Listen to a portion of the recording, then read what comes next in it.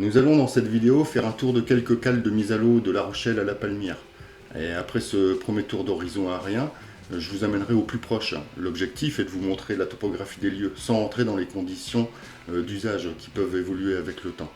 À ce propos, je précise qu'il vous appartient de vous renseigner si vous ne connaissez pas les lieux, soit auprès du bureau du port, capitainerie ou mairie. Chaque commune ou exploitant a sa politique d'utilisation soumise à réglementation. De plus, le parking des véhicules avec remorque, il est parfois interdit à proximité, et notamment dans les régions touristiques telles que le bassin de Marin-Oléron, où il manque cruellement de place, et souvent il y a des interdictions de stationnement des véhicules avec remorque, pour les raisons que je viens d'évoquer, ce manque de place. Les prises de vue des cales qui vont suivre, qui sont en train de défiler sous vos yeux, auront une hauteur d'eau de 2 mètres environ. Pourquoi je choisis une hauteur d'eau de 2 mètres? Ça donne une bonne idée de la profondeur de la cale et ainsi pouvoir juger de la faisabilité de la mise à l'eau avec une hauteur d'eau donnée. Je rappelle, la hauteur d'eau, c'est donné dans les horaires de marée ou les sites internet tels que Infomarée. Et je vous invite à regarder la vidéo sur le calcul de marée qui traite de ce sujet. Je vous mets un lien en description. Autre chose, 3 paramètres pour une mise à l'eau réussie. Il faut considérer donc le tirant d'eau de votre bateau, la pente de la cale, la hauteur d'eau et également la position du bateau sur votre remorque. Plus votre bateau sera bas sur votre remorque, plus ça facilitera la mise à l'eau. Une mise à l'eau dans de bonnes conditions, c'est toujours plus agréable. En description, vous trouverez des liens qui vous permettront de consulter les sites des autorités portuaires si cela vous intéresse. Allez, c'est parti, on commence par le port des Minimes à La Rochelle. Probablement le plus grand port de plaisance de France, sur la façade atlantique. Les Minimes offrent également à son image une vaste cale de mise à l'eau, facilement accessible. Nous avons ici 2,10 mètres de hauteur d'eau au port de référence de La Rochelle. On peut voir un des pontons visiteurs sur la gauche et en bout de cale sur la droite le ponton d'amarrage pour les mises à l'eau, le temps que vous alliez parquer votre véhicule. Et également le sémaphore de la capitainerie un peu plus haut. Sur le site, il vous est offert toutes les commodités, carburant sur ponton, zone technique, restauration, supérette, tabac, etc., etc. Franchement ici, il ne vous manquera rien. Le parking pour votre véhicule et remorque est attenant. Comme vous pouvez le voir, il a une grande capacité d'accueil. Il est sécurisé par une barrière d'accès. Reste à voir avec la capitainerie les modalités d'accès. Nous allons nous rendre en bas de la cale pour voir un peu plus près le terrain. La perche jaune balise l'extrémité de la cale. Actuellement, avec 2 mètres de hauteur d'eau, on voit qu'il reste encore de la marge. On peut dire que cette cale est quasiment praticable à toute heure de marée pour les petites unités. Sauf peut-être à marée basse sur un coefficient à proximité des 120. On va se méfier. On peut dire que le site offre une très bonne amplitude horaire. Vous voyez également la forte pente de la cale, très pratique pour les mises à l'eau sans risquer de toucher le fond. Allez, on va aller maintenant se rendre à Châtelaillon. Mais avant, je dois apporter quelques précisions sur ce qu'est une hauteur d'eau, une sonde et la profondeur, et la relation entre ces 3 paramètres pour les moins expérimentés d'entre nous. Cela apportera une meilleure compréhension de la suite de la vidéo. Je vous explique ça tout de suite. Nous avons à l'écran un extrait de carte marine du bloc côtier. Ça représente le port d'échouage de Châtelaillon-Plage. On voit dans les zones vertes qu'on a une sonde de 4,10 mètres. Cette sonde est surlignée. Ça veut dire que au coefficient 120 de marée basse, c'est-à-dire au moment où l'eau ne peut pas être plus basse, il y a 4 mètres de hauteur de terrain. Ça s'appelle une sonde négative. Ça veut dire que si on veut avoir de l'eau sur une sonde négative de 4,10 mètres, ce qui est notre cas, il va nous falloir une hauteur d'eau de 4,10 mètres pour venir couvrir la sonde. Maintenant, il s'agit de déterminer la hauteur d'eau. À quelle heure, la question est la suivante, à quelle heure j'aurai une hauteur d'eau de 4,10 mètres pour venir couvrir cette sonde? Allez, je vous fais voir ça tout de suite. Il suffit de vous rendre sur votre moteur de recherche préféré, que ce soit sur Android ou sur ordinateur, et de chercher InfoMarée. Une fois que vous avez les liens, vous cliquez dessus. Bon, vous pouvez choisir La Rochelle. Moi, je choisis le lien principal et je vais choisir un port. Donc, il s'agit de trouver le port principal de La Rochelle que l'on va trouver sous la liste ci-dessous. Les ports sont organisés du nord au sud. On trouve La Rochelle et on voit les ports rattachés qui sont listés en dessous du port principal. On choisit La Rochelle. Donc, une fois arrivé, on tombe sur un tableau avec une échelle de hauteur d'eau, c'est ce que l'on va chercher, et une échelle horaire. Et on a dans ce tableau une sinusoïde de marée. Là, la marée monte, là, la marée baisse, là, la marée remonte. On fait sens inverse. Donc, nous, ici, on va chercher une hauteur d'eau de 4,10 m, puisqu'il s'agit d'avoir de l'eau à ce port de Châtelaillon. Et on peut voir qu'en cliquant sur la souris, on va avoir les horaires auxquels il y aura 4,10 m de hauteur d'eau. Évidemment, après, on n'aura pas suffisamment d'eau avec 4,10 m pour mettre à l'eau, donc il va nous falloir 1 mètre de plus. Et donc on va chercher en cliquant sur l'échelle des hauteurs pour avoir une hauteur d'eau désirée. Revenons maintenant sur notre extrait de carte marine. Donc on a déterminé la sonde qui était de 4,10 m en négatif. On a déterminé une hauteur d'eau de 4,10 m. Donc on ajoute cette sonde négative plus la hauteur d'eau, ça nous fait une profondeur de 0. Alors évidemment, une profondeur 0 suffira pas à faire flotter notre bateau pour une mise à l'eau. On va aller chercher 1 mètre de plus et à ce moment-là, on pourra mettre à l'eau notre bateau en toute sécurité. Voilà, j'espère que vous avez bien compris le concept de sonde hauteur d'eau est égal à la profondeur. Nous rendons-nous maintenant à Châtelaillon pour voir ça de plus près. Nous quittons La Rochelle pour se rendre sur le port d'échouage de Châtelaillon, comme promis. C'est un port donc, qui est au sud de La Rochelle. Voilà la barrière d'entrée.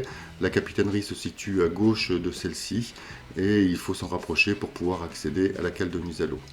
Voilà la cale de mise à l'eau. Nous avons aujourd'hui et à 7 heures une hauteur d'eau de 3 mètres à Châtelaillon sur le port de référence de La Rochelle.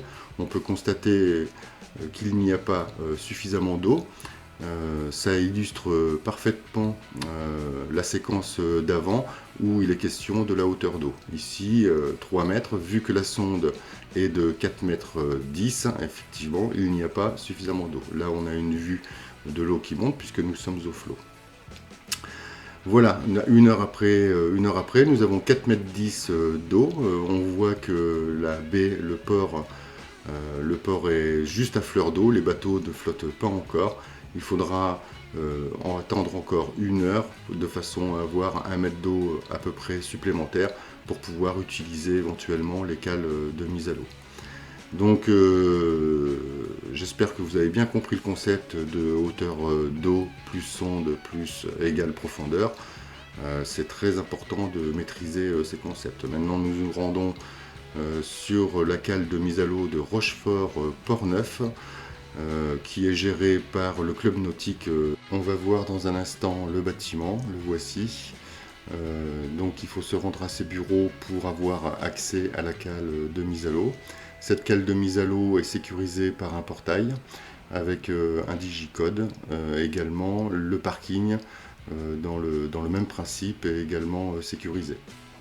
Donc je me dirige vers la cale de mise à l'eau. Actuellement on a 3,50 m de hauteur d'eau. On voit que la cale est quand même relativement large et pratique puisque très pentue. Elle est accessible quasiment à toute heure de marée. Il faut savoir qu'en Charente, par fort coefficient, il peut y avoir quasiment 3 nœuds de courant. Ça peut parfois compliquer un peu les manœuvres de mise à l'eau ou sortir son bateau pour le remettre sur la remorque. J'ai d'ailleurs à ce sujet réalisé une vidéo qui montre une manœuvre pour se faciliter la tâche. Donc Là ici on voit une vue donc, du parking, donc, qui est quand même relativement vaste et sécurisé, ce qu'il y a de quand même relativement bien quand on laisse sa voiture et sa remorque. Nous partons maintenant pour le port de Soubise, qui est en amont de la cale de Port-Neuf, sur la rive gauche. Le port de Soubise, on l'appelle également le port ad hoc, puisque le port ad hoc est l'exploitant du port à sec et du port à flot. Ici on voit une première cale avec une hauteur d'eau de 2,10 m. On voit que c'est pas suffisant pour mettre à l'eau. L'autre cale, elle, toujours avec 2,10 m de hauteur d'eau, peut être exploitable, à voir. Elle n'est pas très pentue, elle est pavée et on est vraiment à fleur de vase. Je fais un tour des environs. On a donc de la restauration là. On voit la capitainerie et au fond un parking et le port, le fameux port à sec, le port ad hoc. Là, on retourne sur la cale et on voit qu'on a donc le passeur qui vient de faire rive droite, rive gauche. Il y a un service de passage entre les deux rives. Je suis maintenant sur la passerelle qui amène au ponton qui est à flot. Un ponton qui va servir pour amarrer les bateaux le temps de garer son véhicule. On voit ici donc toujours 2,10 m de hauteur d'eau. C'est très limite pour pouvoir mettre à l'eau, voire impossible sur la cale que je fais voir là sur la droite. Peut-être sur la cale qui est sur la gauche, et encore c'est pas gagné. Il va probablement falloir attendre 3,50 m de hauteur d'eau. Nous allons maintenant nous diriger en aval, sur la rive gauche, en sortie de Charente, à Saint-Nazaire-sur-Charente. Au-delà de sa cale de mise à l'eau, Saint-Nazaire-sur-Charente est un lieu historique. En effet, on peut voir ici une superbe sculpture de la fontaine de Lupin. En effet, les navires d'époque venaient se ravitailler en eau ici avant de partir en mer. Nous voyons ici un Algeco qui sert de bureau du port. On a également un point d'eau qui permet de s'avitailler en eau. Pour la fontaine de Lupin, rien de plus normal. Et également le parking qui va permettre de stocker les véhicules avec les remorques. Je me dirige vers la cale. On voit qu'il s'agit quand même d'une cale relativement grande. Elle est assez large et elle descend assez profond dans la Charente. Nous avons à cette heure 2,50 m de hauteur d'eau, ce qui est apparemment suffisant pour mettre à l'eau une petite unité. On voit le ponton flottant sur la gauche de l'image qui passe par la fontaine de Lupin. On peut dire que c'est très sympa, c'est un endroit que j'aime beaucoup. Je me suis rapproché du bout de la cale, on voit que la cale est immergée. Je refais un tour sur Fontaine Lupin et là-bas, au fond, on voit un restaurant qui est en activité à l'heure que je vous parle. Voilà, maintenant on se dirige vers Port des Barques, une nouvelle cale de mise à l'eau à découvrir. Dernier port de la rive gauche de Charente, Port des Barques est un site ostréicole, mais toutefois les plaisanciers sont autorisés. De plus, il y a un parking dédié à cet effet de l'autre côté de la route. Comme on a pu le voir sur la photo aérienne au début de la séquence. Nous avons actuellement sur site 2,60 m de hauteur d'eau. On voit sur la droite le ponton d'amarrage pour amarrer votre bateau le temps d'aller garer votre voiture, comme d'habitude. Port des Barques est quand même c'est quand même très pratique d'aller mettre à l'eau là-bas, puisque vous êtes à proximité de l'île d'Aix, ce qui est quand même un spot sympa à faire dans notre région. Nous avons vu 4 possibilités de mettre à l'eau en Charente, Rochefort, Soubise, Saint-Nazaire et Port des Barques. Nous allons maintenant nous diriger au cœur du bassin de Marennes-Oléron, à Bourg-Sofran. Allez, c'est parti, on va aller voir ça. Bourg-Sofran, à l'image de Port des Barques, est un port très ostréicole, puisque au cœur du bassin de Marennes-Oléron, nous avons ici un port très typique de notre région. On peut voir au fond Fort-Louvois et sur sa gauche le pont de l'île d'Oléron. En face, nous avons le château d'Oléron. Là ici nous avons une cale de mise à l'eau avec les perches spéciales et la perche verte d'entrée du port. C'est des cales qui sont, on peut le voir, très propres. Toutefois, il n'y a pas de parking dédié pour les plaisanciers et c'est même interdit. Donc la grande difficulté ici, c'est de pouvoir garer son véhicule après la mise à l'eau. Il y a une autre cale qui se trouve sur ce même port, mais on a donc une vue du port avec les bateaux de pêche et les chalands qui permettent d'aller sur le site ostréicole. Et là, la cale qui est à l'intérieur. Elle est donc une cale abritée qui peut être pratique quand il y a un peu de houle. Voilà, allez, maintenant on va se rendre à la Tremblade, à la cale de Mudeloup. Située sur la commune de la Tremblade, sous le pont de la Seudre, la cale de Mudeloup est adaptée pour la plaisance, puisqu'il y a un parking dédié.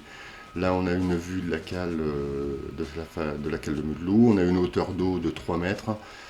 On voit que cette cale est très plate, donc il ne faut pas hésiter à mettre les roues de sa remorque, voire l'arrière de la voiture à fleur d'eau pour pouvoir avoir un bateau qui flotte lors de la mise à l'eau. Là, on a une vue, il y a un parking en haut de la cale qui est dédié donc aux plaisanciers pour qu'ils puissent garer leur voiture et remorque.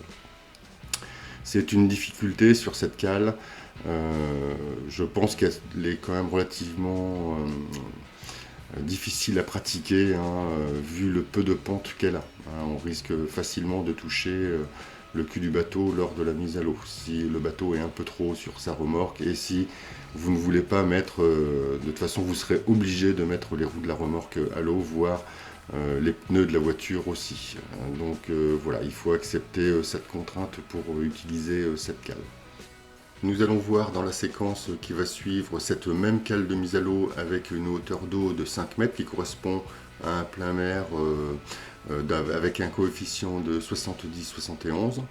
On voit le quad qui va mettre à l'eau un jet ski et il immerge complètement la remorque du quad et il met les pneus du quad à l'eau. Alors imaginez vous avec un bateau un petit peu plus important, et ça oblige à immerger la remorque, voire mettre les pneus de la voiture à l'eau pour pouvoir faire une mise à l'eau dans de bonnes conditions. Voilà, maintenant nous nous dirigeons vers la Grève à la Tremblade. D'ici, voilà, nous voilà donc sur la Grève, à l'image de Bourse-Franc, c'est un port ostréicole et il est interdit de stationner les véhicules avec remorque sur le parking attenant. Nous avons une hauteur d'eau de 1,80 m à l'heure à laquelle je prends cette prise de vue. On voit qu'on a une cale qui plonge très profondément dans la Seudre.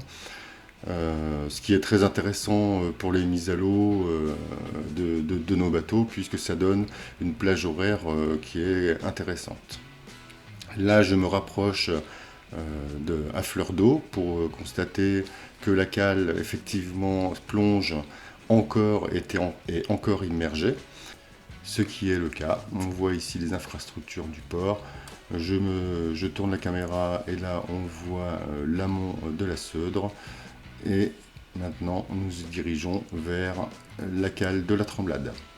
Alors, la cale de la Tremblade est très intéressante dans la mesure où il y a un chantier naval qui est attenant. En revanche, regardez, ici on a 2,80 m de hauteur d'eau et il ne sera pas possible de mettre à l'eau avec une hauteur d'eau de 2,80 m. Il faudra probablement attendre 3,50 m de hauteur d'eau pour pouvoir exploiter cette cale. En ce qui concerne le parking, aux alentours, nous avons des terrains privés, donc il faut se rapprocher des propriétaires, notamment l'exploitant du chantier naval ou autre, pour voir s'il y a possibilité de stocker, de parquer un véhicule avec sa remorque. Bref, vous l'aurez compris, dès lors qu'il n'y a pas un parking dédié à cet usage, c'est toujours délicat de garer sa voiture et sa remorque. Ici, on voit la pente de la cale qui est quand même intéressante pour les mises à l'eau d'un bateau classique. Nous allons maintenant nous diriger vers la grève de Duret.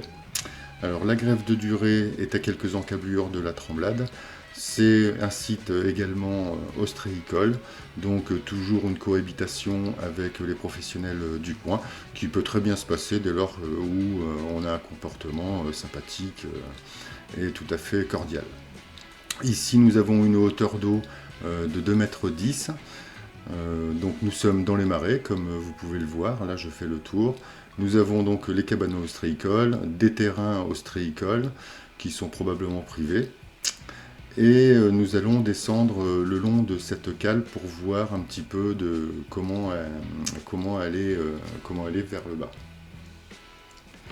Voilà, je descends. Donc c'est très mignon, hein, donc c'est assez confidentiel comme endroit. Donc là, avec 2,10 m de hauteur d'eau, ça me paraît quand même juste pour mettre à l'eau. Il faudra probablement attendre d'avoir 3 mètres, 3,50 m de hauteur d'eau. On va voir un peu en bout de cale comment c'est configuré. Mais il me semble, de là où je vois, elle s'aplatit quand même là-bas, en bout de cale. Oui, c'est ça. Vous voyez, après on a un seuil où la pente n'est plus là. Donc il faudra effectivement attendre les 3 mètres, 10 de hauteur d'eau pour mettre dans de bonnes conditions. Je m'attarde un petit peu, je trouve cet endroit très joli. Donc ici on a la pente de la cale qui est intéressante, hein, on le voit. Allez, maintenant on va se diriger vers le parking en haut, en bout de chenal. Donc on voit ici le bout du chenal, et il y a un parking ici. Donc là je fais une prise de vue de la sortie du chenal. Bon, on voit qu'il y a quand même des bancs qui sont présents. Effectivement, avec cette hauteur d'eau, sortir du chenal peut être un peu délicat. Donc on va quand même attendre ici d'avoir un peu plus d'eau pour pouvoir exploiter éventuellement cette cale. Nous allons maintenant nous diriger vers la Palmyre et ça sera la dernière cale de mise à l'eau de cette série. Allez, c'est parti! Le port de la Palmyre est le plus ouest sur la rive droite de la Gironde. Effectivement, nous passons de la Seudre en Gironde. Et c'est un très bon spot si on veut aller faire un tour aux alentours du roi des phares, le phare de Cordouan. De plus, le port de la Palmyre a dédié un espace pour garer nos voitures et nos remorques. Donc nous voici sur la cale de mise à l'eau, donc qui est payante, et on doit se rendre à la capitainerie pour l'utilisation de la cale. Nous avons à cette heure de marée 2 mètres de hauteur d'eau à la Palmyre. On voit cette cale qui donc a un virage, est relativement pentue et donne directement dans le port. C'est toujours agréable d'avoir une cale qui donne dans le port puisque ça abrite du vent et du courant. Donc ça facilite la mise à l'eau et la remise sur remorque du bateau. Donc là je descends sur la cale pour voir un peu la configuration en bout de cale. Et il me semble voir qu'on est presque en bout de cale. Donc 2 mètres de hauteur d'eau sur cette cale sera le minimum pour l'exploiter. Je dirais que 2,50 m à 3 mètres serait quand même bien plus prudent. Donc nous y voilà presque, et effectivement on voit par transparence qu'on est quasiment en bout de cale. Alors évidemment, hein, en bout de cale, on peut mettre les roues de la remorque en bout de cale, et après, s'il y a suffisamment de profondeur pour pousser le bateau, c'est tout à fait possible. Voyons maintenant la pente de la cale. Elle m'a l'air tout à fait convenable, hein, tout à fait correcte pour pouvoir mettre un bateau dans de bonnes conditions. Toutefois, il y a quand même un virage, hein, donc les manœuvres avec la remorque, il faut maîtriser. Pas plus que ça, mais ça demande quand même une petite maîtrise. Voyons maintenant le ponton d'attente qui va nous permettre d'amarrer notre bateau le temps d'aller garer la voiture. Direction le parking. Comme je disais en début de vidéo, le port de la Palmyre propose un parking dédié pour les véhicules avec remorque. Nous y sommes, il est sous les pins, à une centaine de mètres du port de l'autre côté de la route. Très pratique. Voilà pour le port de la Palmyre, je recommande. Dans cette vidéo, nous avons fait le tour de quelques cales de mise à l'eau de La Rochelle à la Palmyre. Bien entendu, il y en a bien d'autres. Je vous mets des liens en description pour vous renseigner sur les conditions d'usage. J'espère que cette vidéo vous a plu. Si c'est le cas, n'hésitez pas à vous abonner et à liker. Je vous remercie. À très bientôt.